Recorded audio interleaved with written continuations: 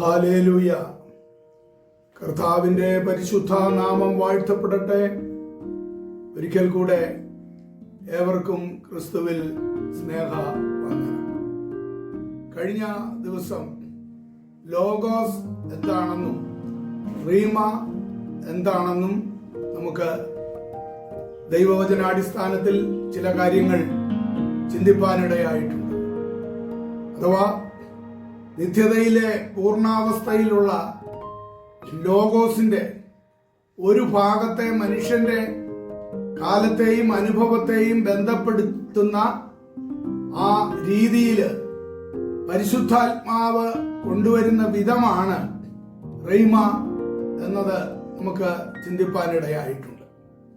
അതിനോടുള്ള ബന്ധത്തിൽ മറിയ എന്ത് വിശ്വസിച്ചു എന്നതാണ് ലൂക്കോസിന്റെ സുവിശേഷം 1:31 മുതൽ നമുക്ക് കാണുവാനായിട്ട് കഴിയുന്നു. അതിന്റെ 31 മുതൽ, നീ ഗർഭം ധരിച്ച് ഒരു മകനെ പ്രസവിക്കും, അവനെ യേശു എന്ന് പേര് വിളിക്കണം. അവൻ വലിയവനാകും, അത്യുന്നതന്റെ പുത്രൻ എന്ന് വിളിക്കപ്പെടും. കർത്താവായ ദൈവം അവന്റെ പിതാവായ ദാവീദിന്റെ സിംഹാസനം അവന് കൊടുക്കും. അവൻ യാക്കോബ് ഗൃഹത്തിന് എന്നേക്കും രാജാവായിരിക്കും. അവന്റെ രാജ്യത്തിന് അവസാനമുണ്ടാകുകയില്ല എന്ന് പറഞ്ഞു. ഇവിടെ ദൈവത്തിന്റെ ദൂതൻ മറിയയ്ക്ക് പ്രത്യക്ഷപ്പെട്ട് യേശുവിന്റെ ജനനത്തെ കുറിച്ച് പറയുന്നതായ വാക്യങ്ങളാണല്ലോ ഇവിടെ നമുക്ക് കാണുവാൻ കഴിയുന്നത്. അതിന്റെ 35 വാക്യത്തില് ഇത് എങ്ങനെ സംഭവിക്കും എന്ന് മറിയ ചോദിക്കുന്നുണ്ട്.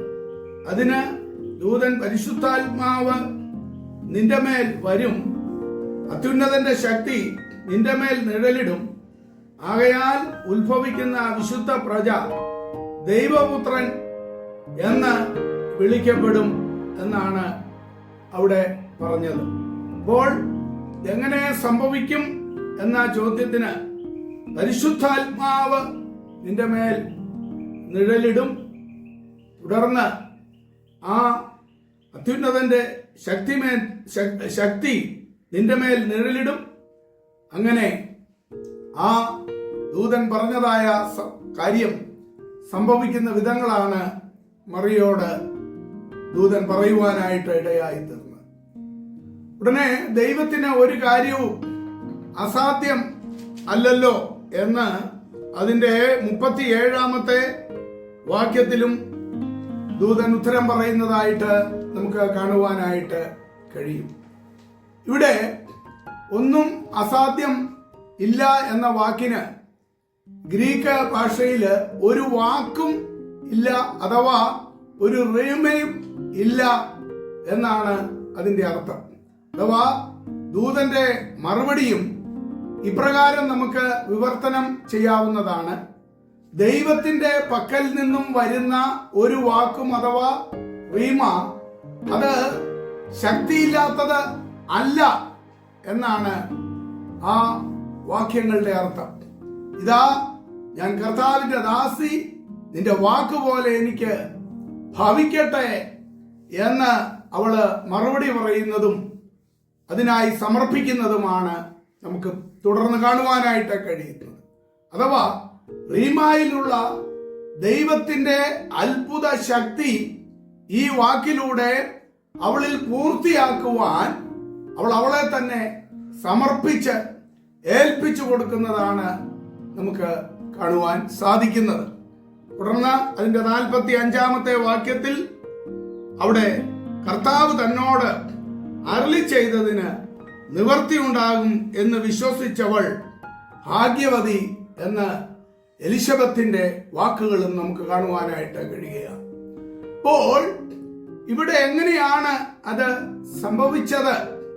അഥവാ ദൈവത്തിന്റെ വചനമാകുന്ന ലോഗോസ് നാം കഴിഞ്ഞ ദിവസങ്ങളിൽ ചിന്തിച്ചതുപോലെ അതിന് മാറ്റം വരുന്നതല്ല. അതെന്നും നിലനിൽക്കുന്ന ദൈവത്തിന്റെ നിത്യവചനമാണ്. സ്വർഗത്തിൽ സ്ഥിരമായിരിക്കുന്ന ദൈവത്തിന്റെ വചനമാണ്. എന്നാൽ അത് നമ്മോടുള്ള ബന്ധത്തിൽ ചില കാര്യങ്ങൾ ചെയ്യേണ്ടതിന് വേണ്ടി അത് റീമ ആയി നമ്മളിലേക്ക് കടന്നു വരുമ്പോൾ അതിനെ വിശ്വസിച്ചുകൊണ്ട് ഏറ്റെടുക്കുമ്പോഴാണ് ആ വചനത്തിന്റെ ശക്തി നമ്മളിൽ രൂഢമൂലമാകുവാനിടയാകുന്നത്. ഇവിടെ മറിയയിൽ ആ റീമ പ്രവർത്തിച്ചു. ദൈവത്തിന്റെ വചനം അവൾ ഏറ്റെടുത്തു. ദൈവത്തിന്റെ വാക്ക് അവൾ ഏറ്റെടുത്തു. അത് വിശ്വസിച്ചു. അങ്ങനെ യേശു കർത്താവിന്റെ ജനനം നമുക്ക് കാണുവാനായിട്ട് കഴിയുകയാണ്. അതേ പ്രിയമുള്ളവരെ, നമ്മുടെയും ജീവിതത്തിൽ ചില കാര്യങ്ങൾ എങ്ങനെ നടക്കും, എങ്ങനെ സംഭവിക്കും എന്ന് അവിശ്വസിക്കുന്ന അനേക വിഷയങ്ങളുണ്ട്. എന്നാൽ ദൈവത്തിന്റെ വചനം ഏറ്റെടുത്ത് വിശ്വസിച്ചുകൊണ്ട് കഴിഞ്ഞ ദിവസങ്ങളിൽ നമ്മൾ ചിന്തിച്ചതുപോലെ അതിനാധാരമായ ദൈവത്തിന്റെ വചനം നമ്മൾ കണ്ടുപിടിച്ചുകൊണ്ട് ആ വചനം നമ്മളിൽ റീമ ആയി മാറുമ്പോൾ നാം ഉദ്ദേശിക്കുന്ന വിടുതലുകൾ അവിടെ നടക്കുവാനായിട്ട് ഇടയായി തീരുകയാണ് ചെയ്യുന്നത്. ചിലരെ സംബന്ധിച്ച് ചിലപ്പോൾ ആ ആത്മാക്കൾ സഭയിൽ കടന്നു വരുന്നില്ല. എത്ര അധ്വാനിച്ചിട്ടും ഒരാത്മാവിനെ പോലും കിട്ടുന്നില്ല.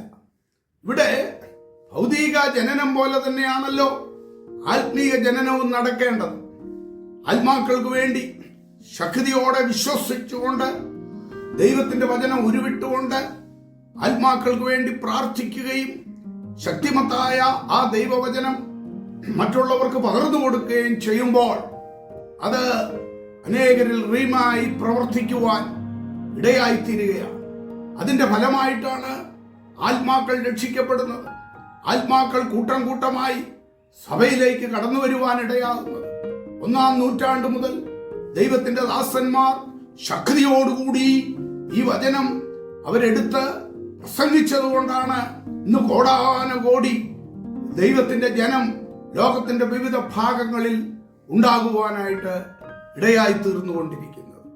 അതേ പ്രിയമുള്ളവരെ, അവിശ്വാസത്തിന്റെ വിത്തുകളെ ശത്രു കൊണ്ടുവരുന്ന അവിശ്വാസത്തിന്റെ ആ വിത്തുകളെ ദൂരെ കളഞ്ഞുകൊണ്ട് വിശ്വാസത്തിന്റെ റീമ നമ്മുടെ ജീവിതത്തിൽ ഏറ്റെടുത്താൽ നമ്മുടെ ജീവിതത്തിൽ മാത്രമല്ല മറ്റനേകരുടെ ജീവിതത്തിൽ അത് അത്ഭുതങ്ങൾ സൃഷ്ടിക്കുവാനായിട്ട് ദൈവവചനത്തിലൂടെ അത് ഇടയായിത്തീരും എന്നത് ഒരിക്കൽ കൂടി അതേ വിശ്വാസത്താൽ നമുക്ക് ഏറ്റെടുക്കാം.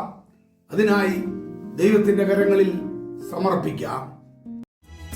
കാണുന്നു ഞാൻ വിശ്വാസത്താൽ എൻ മുൻപിൽ ചെങ്കടൽ രണ്ടാകുന്നു.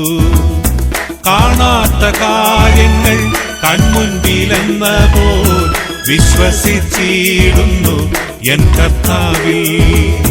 കാണാത്ത കാര്യങ്ങൾ കൺമുൻപിലെന്ന പോൽ വിശ്വസിച്ചിടുന്നു എൻ കർത്താവിൽ. കാണുന്നു ഞാൻ വിശ്വാസത്താൽ എൻ മുൻപിൽ ചെങ്കടൽ രണ്ടാകുന്നു. കാണുന്നു ഞാൻ വിശ്വാസത്താൽ എൻ മുൻപിൽ ചെങ്കടൽ രണ്ടാകുന്നു.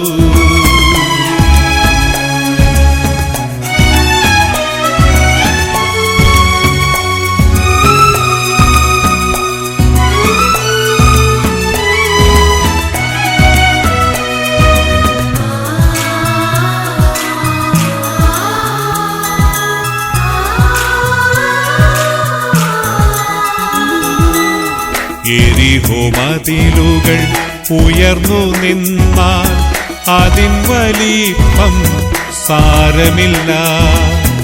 എരിഹോ മതിലുകൾ ഉയർന്നു നിന്നാൽ അതിൻ വലിപ്പം സാരമില്ല. ഒന്നിച്ചു നാം ആർപ്പിട്ടെന്നാൽ വന്മതിൽ വീഴും കാൽച്ചുവട്ടിൽ. ഒന്നിച്ചു നാം ആർപ്പിട്ടെന്നാൽ വന്മതിൽ വീഴും കാൽച്ചുവട്ടിൽ. കാണുന്നു ഞാൻ വിശ്വാസത്താൽ എൻ മുൻപിൽ ചെങ്കടൽ രണ്ടാകുന്നു.